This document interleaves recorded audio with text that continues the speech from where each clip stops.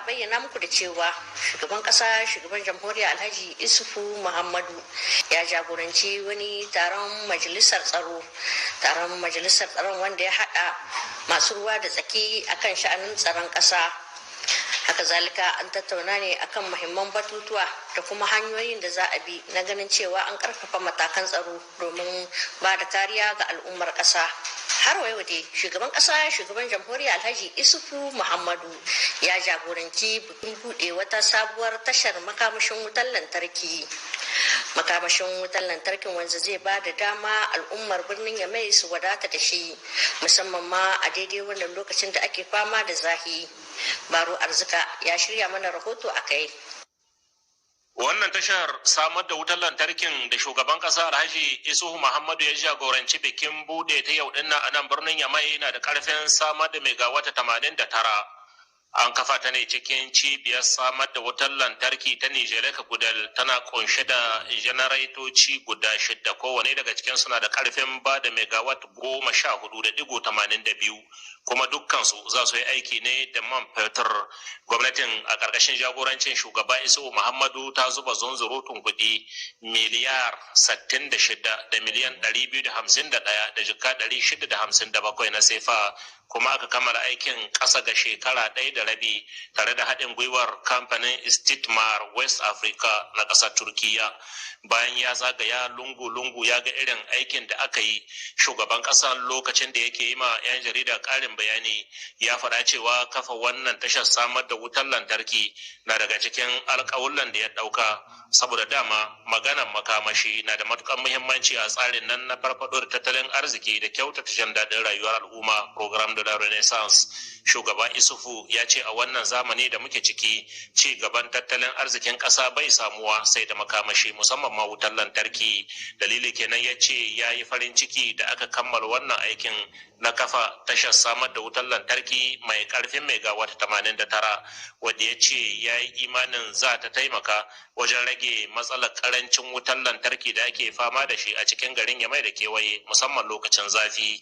A cikin jawabin da ta yi, ministar kula da harkokin makamashi Dr. Ahmadu Aisata Isa Maiga ta isar da godiya da yabo ga shugaban ƙasa Isuhu Muhammadu saboda cika alƙawalin da ya yi, domin wannan tashar samar da wutar lantarkin ƙari ne na samar da makamashi ga mafi yawan 'yan ƙasa kuma a cikin farashi mai rahusa. Daga nasu bangare shi ma gwamnan jihar Yamai Udu Ambuka da sunan al'umma ya isar ma shugaba Isuhu Muhammadu da godiyarsa. Kun san wuta saurinta na muka yi da wani waje ba isa bace. An yi lokacin da inda wannan girshiki wannan masu kawo wuta sai su fadi, sai wata ɗaya wata biyu ba wuta. Dan adam shi aka ce in ka samu to abu ba hankalin shi bai huce na yaro karami ba. In ka samu to da sun fadi ba huta ka ji tsuwa ta ko'ina, kowa da yana ganin ta albarkacin bakin shi. To muna tammaha yau game da wannan central kid da aka buɗa, kuka hawaye an shahe makuwa hawayen shi, balle lokacin gashi zahi ya shigo, kuma sannan duk wani mai tsohon thermos ko zance congelator ana son abu na rayuwa mai daɗi lokacin zahi, kuma ga azumi zai shigo, ko menene da adam yana so ya ji da abun nan mai dan sanyi ta. Kenan duk wani mai tsohon congelator kin shi, wani mai tsohon karen shi na sai an taba da wannan, insha Allah ka gani Allah zai ka sauki wannan abubuwan. Sai in ce muna mashi gaban ƙasa godiya ɗimbin godiya bisa ga wannan hawayen da yawa al'umma ta Nijar kam gada, bisa ga a samu isasshen kuta wadda za a samu a safarar da kaya iri-iri, zan ce abun ƙasar da tattalin arzikin ƙasa. Nan da 'yan watanni masu zuwa za a yi irin wannan aikin a Damagaram, inda za a kafa tashar samar da wutar lantarkin mai amfani da man fetur, wacce za ta bada megawatt 22, duk dai a cikin kokarin da magabata ke yi na samar da wadatar wutar lantarki a cikin ƙasa. A ci gaba da taron su, hukumar kula da tattalin arziki, zamantakewa da al'adu sai zokka a yau sun tattauna akan kudurori guda biyu Dorori guda biyu da suka tattauna sun hada da yadda za a duba zamantakewar rayuwar al'umma a fannin koshin lahiyar al'ummar, haka zalika da yadda al'umma za su tafiyar da rayuwarsu ba tare da wata rashawa ba. An samu halartar ministan kiwon lahiya a wannan taro da kuma shugaban hukumar yaƙi da cin hanci da rashawa halsiya.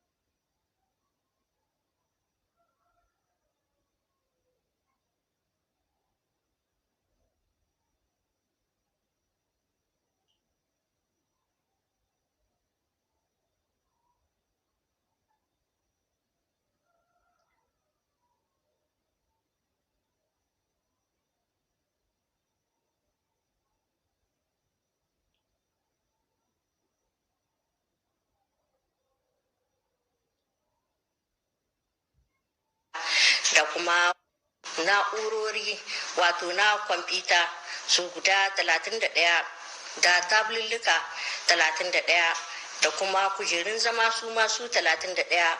Wannan kinkwa na daga cikin gudunmuwar da kungiyar ta buri bimiyar din ta kawo domin bunƙasar da ilimin boko a Nijar.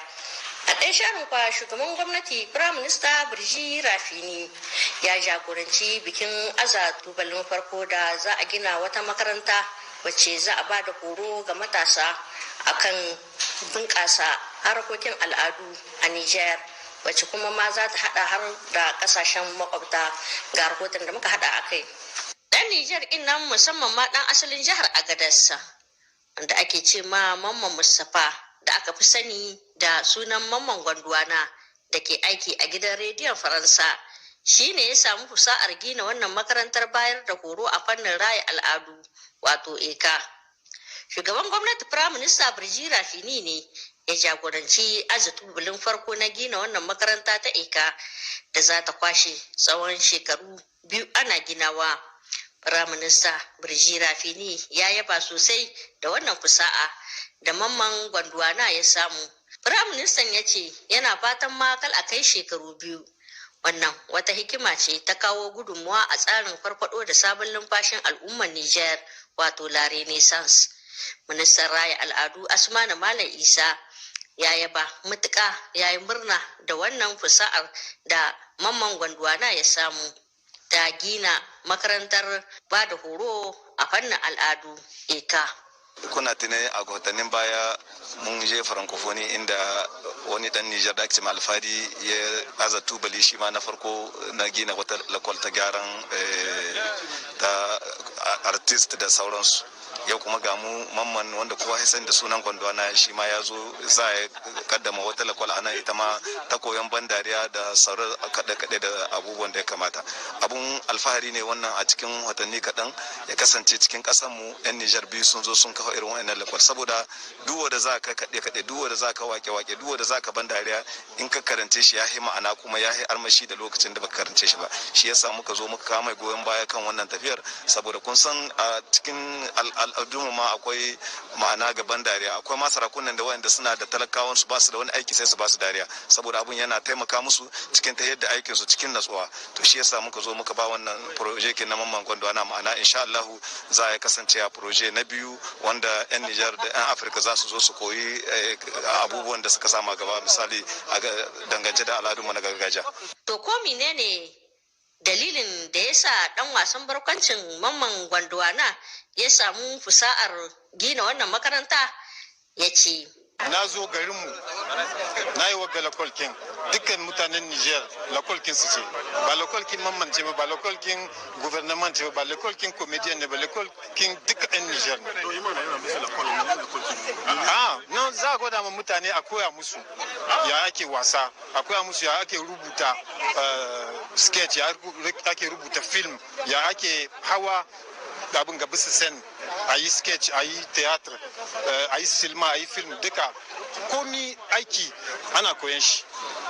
aiki in ka koye shi sai yi kyau, kuma abin da zaka gai cikin film ce, abin da zaka gai bisa theatrical in gaskiya ce to ya kamata ka lissafa abin da zaka gai shine gaskiya, kuma mutane suna sauraron ka kakka gayi wani shirme, to dan shine ake lokal, dan saboda kan mutane su rika ganin shirme. Haka zalika a wannan makaranta dai za a koyarwa ɗalibai yadda ake ɗaukan hoto, kamera da kuma zane-zanen hotuna. Ita dai wannan makaranta ta ba da horo a fannin raya al'adu, ko ba idan 'yan asalin ƙasar Nijar tana iya karɓar wasu ɗaliban daga ƙasashe makwabta.